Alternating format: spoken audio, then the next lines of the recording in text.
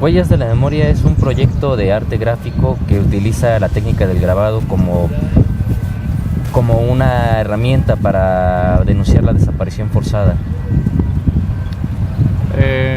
También es un proyecto que ayuda a visibilizar la terrible situación por la que estamos pasando desde hace más de 40 años.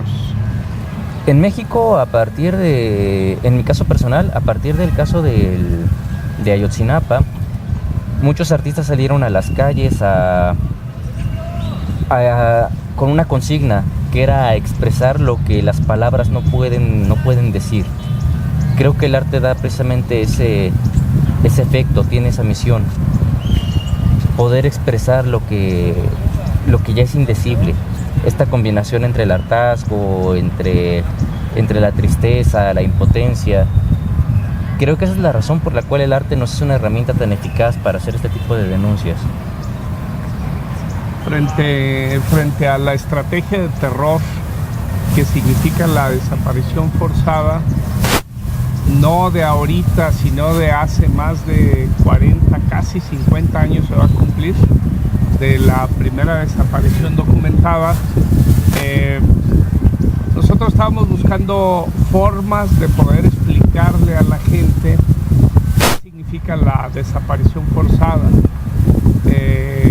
sobre todo porque la desaparición forzada es una práctica de terrorismo de Estado, no solamente en México, también la vivió América Latina y algunos países de África, y es una práctica en el mundo la desaparición.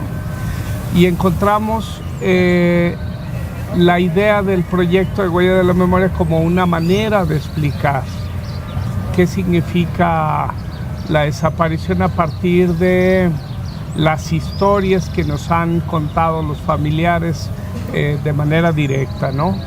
En el proyecto existen dos historias, la historia del desaparecido y la historia de quien lo busca. En ese sentido cuando entregan los zapatos hay una carta y la carta que viene dentro de los zapatos viene contando la historia de quién es el desaparecido, qué hacía, si era estudiante, si era trabajador, si era obrero, si era campesino, y también la historia de quien lo busca, si lo busca su mamá, su papá, su hijo, su hermano, y en ese sentido es una idea usada dentro de la estrategia del arte, de las destrezas del arte, para poder comunicar y explicar qué significa la desaparición forzada. El arte tiene un poder muy fuerte que hay que potencializar y explotar mucho. Pues empezó siendo un proyecto que denunciaba la desaparición forzada en México.